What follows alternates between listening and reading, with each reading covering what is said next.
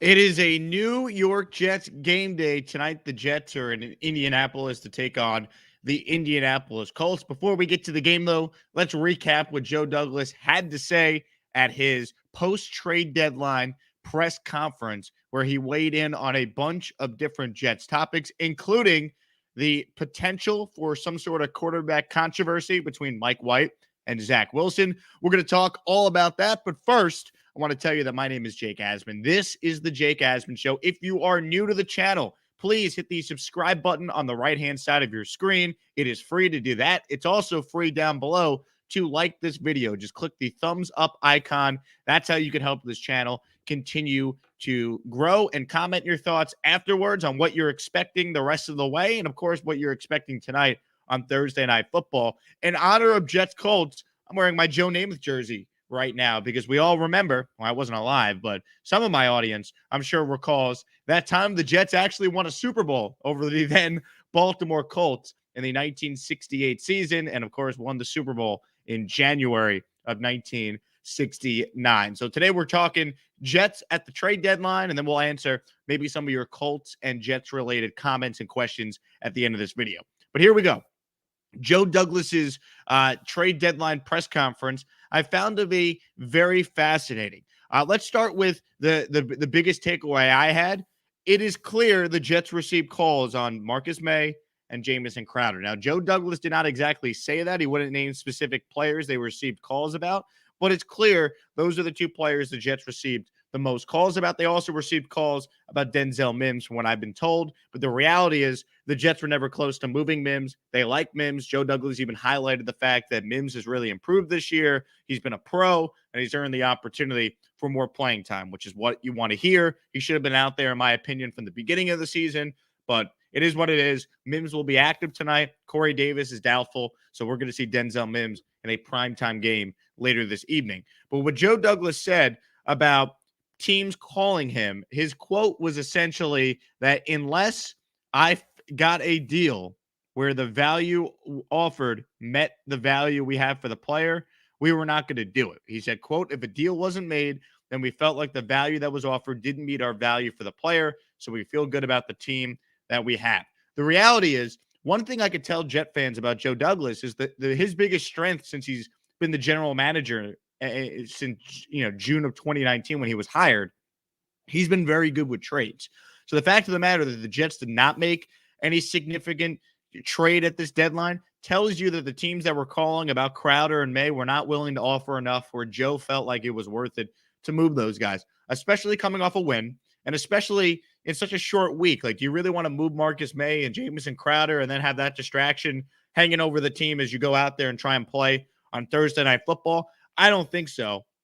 So all that tells me is that there was never really a legitimate offer that the Jets were going to make. Now, that's as far as the moves that the Jets didn't make, which I agree with. I didn't think it made sense to trade Crowder and May unless you were getting blown away with the offer. Marcus Maye is an aging player, non-premium position, and he's still owed about $6 million. That's a lot for a team to take on this late in the season when a lot of teams don't exactly have all that much cap space. So I'm not surprised about May. And Crowder, well, I think he has value.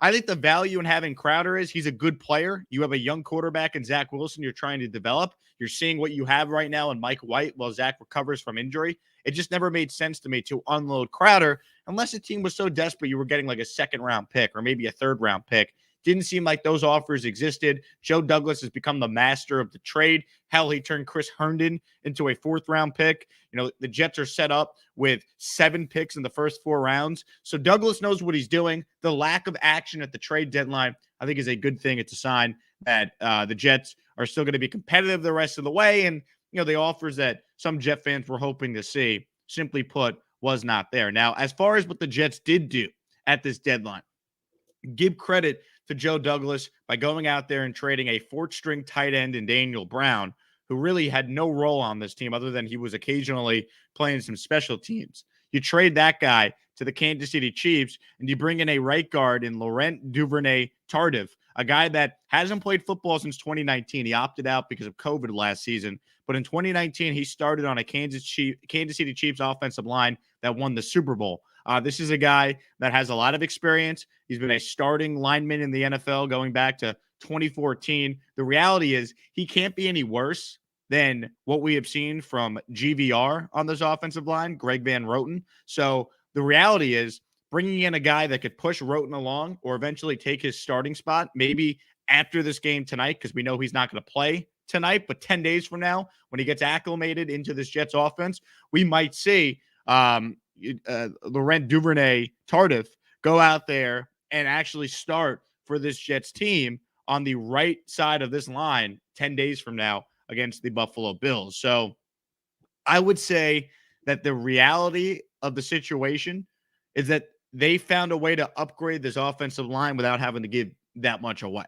So I think it's a really good move by Joe Douglas to bring him in, brings in competition, depth. It also sends the right move to the right message to the team that if you're not playing well, if you're struggling, you don't just continue to get a free pass. So it's a good job by Douglas doing that. That was the only real move that the Jets made at the deadline. Everything else was about, all right, well, what happens if they get blown away with an offer for this player or that player? That never happened, but Douglas going out there and making a move for a solid guard. I was told by someone that covers the Kansas City Chiefs, he's probably more of an average offensive lineman at this point. Average is a significant upgrade over GVR. That's the reality. The Jets have had pretty good success with this offensive line overall, but the weak link has been Van Roten, and now you bring in a guy that maybe could push Van Roten or even take his job. It's a really good move by Joe Douglas. You traded the fourth string tight end to Daniel Brown. No issues with that at all. The other thing Joe Douglas said was he talked about the, quote, quarterback controversy that the media is trying to create here with Zach Wilson and Mike White. He said he's in lockstep with everything that Robert Saleh said. And look, the reality is the Jets believe in Zach Wilson still. You're not adding Zach Wilson's personal quarterback coach and John Beck if you don't believe in Zach Wilson. Joe Douglas's future is tied to the success of Zach Wilson. He's the one who traded Sam Darnold and then wanted to pick his own quarterback. Joe Douglas will be defined by the following two things during his time with the Jets. One, Zach Wilson, duh. And then two, Robert Saleh as a head coach. Because Douglas is not going to get to pick another head coach. He's not going to get to pick another quarterback. If Zach Wilson fails, if Robert Saleh fails, Joe Douglas will be out with them. And you'll have a clean break, most likely, unless the Jets it up again like they did, at the end of Rex and Tannenbaum, and then obviously with McCagnon and Bulls. But everyone's on the same timeline right now. So Joe Douglas going out there and echoing what Saleh said about Zach Wilson shouldn't surprise anyone. The reality is if Mike White goes out there tonight and plays great, then it's his job to lose against the Buffalo Bills. And Zach Wilson can take all the time he needs to come back and recover. But as Joe Douglas talked about, they believe in Zach. He thinks that Zach Wilson's, his arrows pointing straight up was his exact quote. He's going to continue to get better every day once he gets back on the field. By bringing in Beck, it allows LaFleur to be back up in the coaching booth full time. So, everything that happened at this press conference should not be that big of a surprise. The Jets are still all in on Zach Wilson. The Mike White story is phenomenal, but let's be realistic about what the story is. Mike White is not the guy, does not have the physical traits that Zach Wilson has. Mike White, though, could teach Zach Wilson a lot about how to navigate this offense, when to go to the check down route. These are all things Zach Wilson's capable of learning. He's played 6 games in the NFL. Mike White's been in the league for 4 years. That's the big difference. That's why a lot of times quarterbacks sit and end up being better because of it. Zach Wilson getting to sit here for, let's say, 3 or 4 games potentially, I think long-term will be a good thing for him. So Joe Douglas in lockstep with Robert Saleh, leaving it open-ended because, look, you got to play the best player. You got to send the right message to the locker room. It's a meritocracy. You got to, the best players should play. That's how it should be on every football team, really in any team. You don't just get, the opportunity to play because of draft position. That goes out the window when the season starts and Mike White does what he does. But ultimately, it's very obvious that when the time is right, it's going to be Zach Wilson's job again, barring, Mike White continuing to go out there and throw for 400 yards every game, which, let's be real, seems unlikely, but I'm rooting for him tonight, and I think the Jets have a chance to certainly be competitive in this game against the, Indianapolis Colts as 10.5-point underdogs. The final thing Joe Douglas pointed out, and it's almost as if Joe Douglas watches the Jake Asman show. Joe Douglas talked about the fact that there's going to be ups and downs with this team. Like the Patriot debacle was unacceptable, but things like that might happen because of how young the Jets are. The Jets are the youngest team in the NFL. So while we all want to see this team win as many games as possible, the reality is this year is not necessarily about wins and losses. The Jets lead the NFL in rookie snaps. Rookie snaps.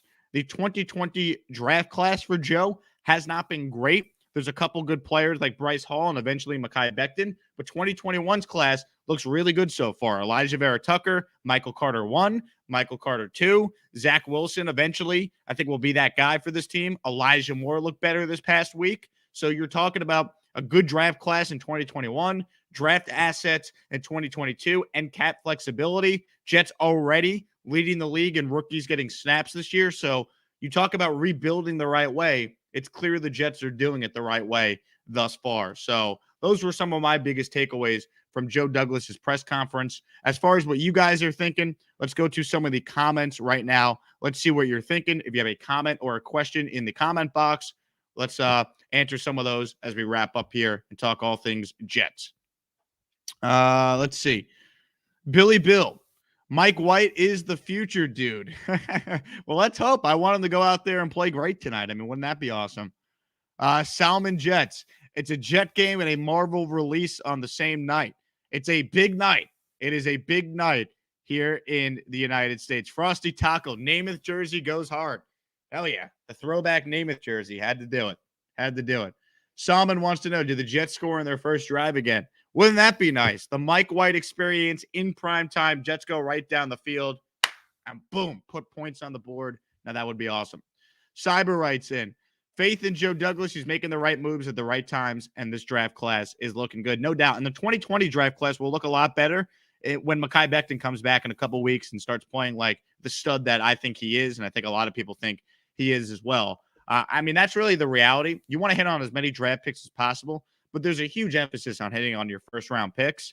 The Jets obviously had 2 in 2021. Vera Tucker's a stud. Zach Wilson will get his opportunity. Make no mistake about it. And obviously, Mekhi, we've seen him be really good. He just needs to stay healthy. That's a big if at this point. I can't deny that. He's been hurt now in both years in the NFL, but it's more of a fluke injury what he suffered this year. I mean, his own offensive lineman rolled into his leg. Like that's a fluky thing that just kind of happens. So I have faith in Joe Douglas. I think he's positioned this team for long-term success. He's given them draft capital. He's given them flexibility. He got his head coach and quarterback all on the same timeline. It's just a matter of, did he hit on those guys? And the only thing we know is time will certainly tell.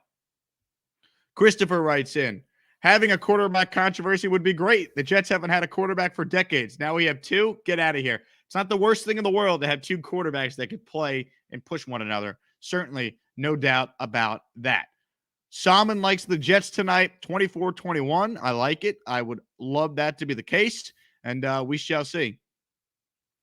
Jason writes in, is there a starting quarterback more maddening than Carson Wentz? Wentz has all the ability in the world, and yet he still sometimes has some of the more befuddling interceptions or fumbles that any quarterback could have in the NFL. So there's no doubt about that. Look, the reality is the Jets are going to have to force a turnover or 2 in my mind for them to win this game later. So there's no doubt about that. Billy Bill wants to know, will I buy a Mike White jersey? I'll tell you what, if Mike White continues to play this well, I will absolutely buy a Mike White jersey because that will be a fantastic collectible to have. Make no mistake about it. Let's see what we got here. AZN Mike. Michael Carter, 100 rushing yards and 3 touchdowns later. From your lips to God's ears. That would be awesome. Let's see. This one's from our guy Asman. NFL's a chess game. Hyping up Mike White's a great move by the Jets for the rest of the season, and they have him restricted. Look, let's just see Mike White go out there and play well, and let's see where the pieces fall, so to speak. I don't know what to expect tonight. I think the Jets are competitive. I think they're going to be in this game in the fourth quarter. And if I was betting, I would definitely bet the Jets to cover the 10.5 points. Make no mistake about that. Billy Bill writes in, Jake, how about a deal? If Mike White throws for 400 yards tonight, you wear a jersey on your next live. All right.